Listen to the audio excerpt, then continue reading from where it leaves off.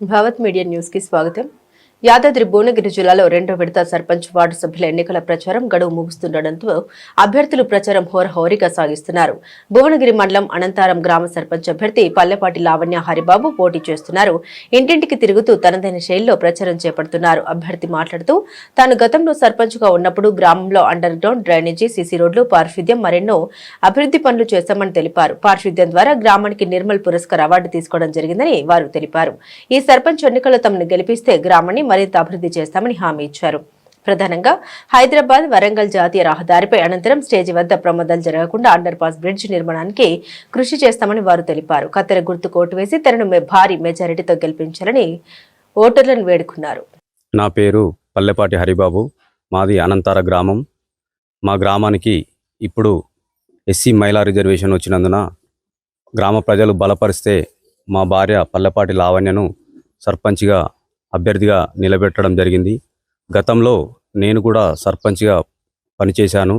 ఎన్నో అభివృద్ధి కార్యక్రమాలు చేపట్టడం జరిగింది. దాదాపు 60-70 లక్షలతో గ్రామంలో డెవలప్మెంట్ చేయడం జరిగింది. అందులో ముఖ్యంగా 70 లక్షల సిమెంట్ రోడ్లు, తాగునీటి సమస్య లేకుండా 24 గంటల కరెంటు తీసుకొని బోర్ల ద్వారా నీటి సమస్య లేకుండా చేయడం జరిగింది. అలాగే సంపూర్ణ పారిశుద్ధ్యం సాధించడం వల్ల గ్రామంలో ప్రతి ఇంటికి మరుగుదొడ్డి వాడాలని అంగన్వాడీ, స్కూల్స్ మరియు అక్కడ గ్రామంలో చెత్త కుప్పలు ఏర్పాటు చేసి రాష్ట్రపతి ద్వారా అవార్డు కూడా తీసుకోవడం జరిగింది మా గ్రామానికి. అదేవిధంగా గ్రామంలో మహిళా బిల్డింగ్ నిర్మించుకోవడం జరిగింది. అలాగే బీసీ కమ్యూనిటీ హాలు, గౌడ సంఘం కమ్యూనిటీ హాలు, ఇంకా మెయిన్ రోడ్ మీదకించి గ్రామం వరకు వీధి లైట్లు కూడా ఏర్పాటు చేయడం జరిగింది.